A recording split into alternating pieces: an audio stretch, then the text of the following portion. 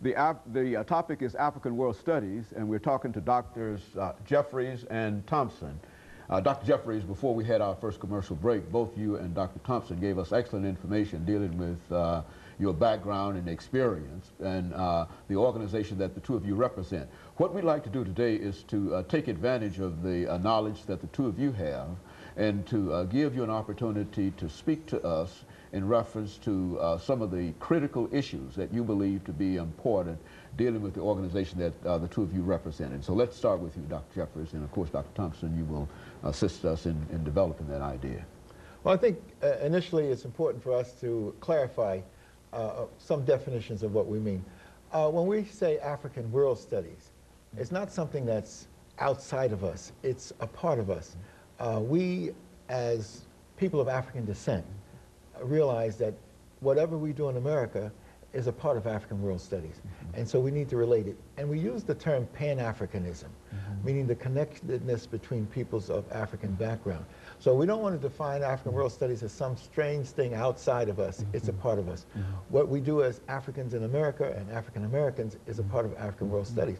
Our great leaders understood that, and they linked up with the African peoples wherever they found them. So we have, as individual scholars, our own background, but we've bonded together in intellectual and spiritual organizations, and the Association for the Study of Classical African Civilization is one.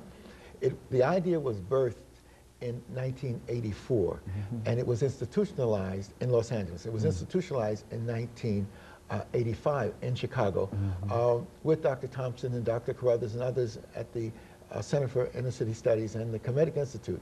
And then they had the next major conference in 1986 in New York. And we helped organize that at the City University of New York, where I've been a professor for the last 30 or so years in African World Studies.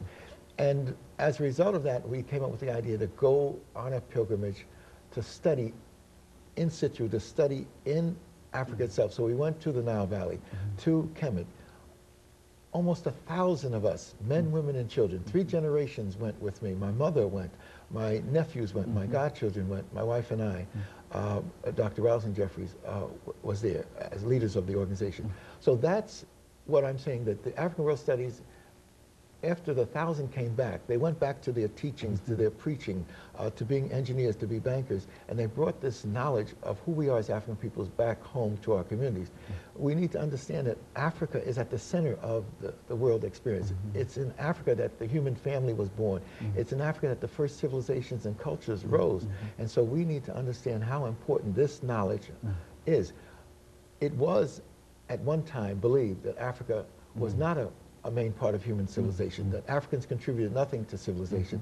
We come to find out that the historical fact, the scientific facts are that Africa is the birthplace of the human family, and it's out of Africa that the first main flow of culture and civilization took place. The first writing systems, the first mathematics, the first cultural development, the first moral systems come out of African peoples.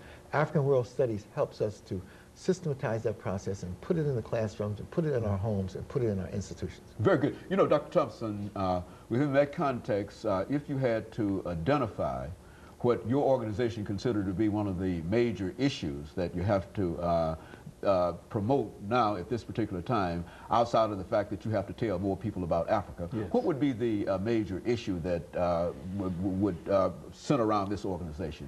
Well, for us, the major issue for us is to study what happened actually in the past. We call it historical memory.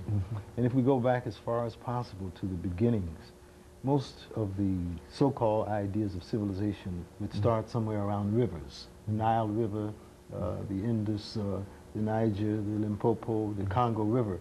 And so we've spent a considerable amount of time learning about Africa.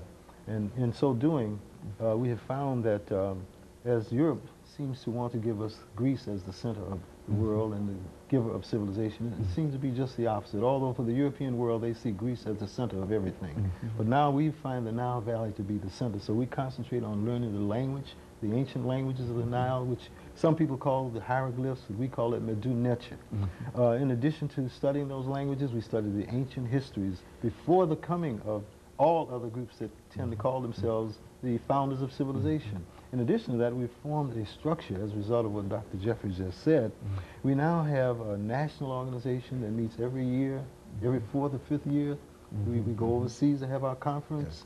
In addition to that, we have 5 regions. We have a Western region, a Midwestern region, a Southern region, an Eastern region, a Mid-Atlantic region. We have 4 commissions, one commission that deals with education, another one that deals with research, one that deals with the creative productions, and what's the other one? I left out. So whatever, we have 4.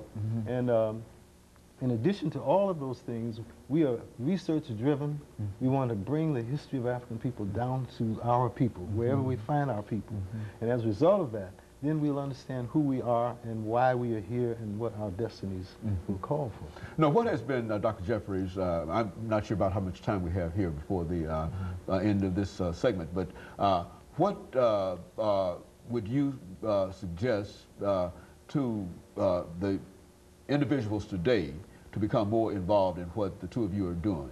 Because it's certainly a great scholarly activity and et cetera, but how do you get people involved in what the two of you are doing today? Well, in order for people to have their full consciousness and a true development, they've got to study. And so I tell everybody I meet to study, to study, to study. And as a professor myself, I'm continuing to study. My wife and I both are seriously looking at and re-evaluating this whole flow of knowledge. We have to really thank those at Tennessee State University who allowed us to join them and to host this enormous activity. We have to control the development of our mind, and we cannot have this negative projection of our development imposed upon our people. If you do not have self-respect and self-understanding, you can't have true development.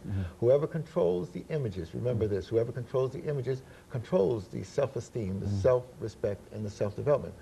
Whoever controls the history controls the vision.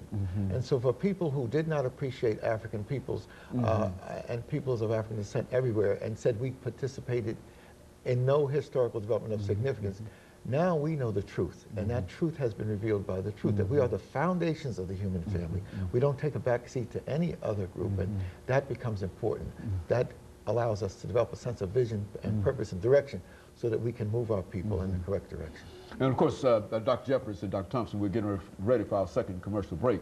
But when we come back, let's see if we can have the two of you perhaps suggest how we might be able to incorporate some of the information that we're talking about now into the public school systems. Because I know, and as the two of you undoubtedly know, that even in higher education, you don't find that much information relative to what you're talking about. But how do you get it down to a lower level? And we'll talk about that when we return. We'll be back with our audience following this very, very short commercial break.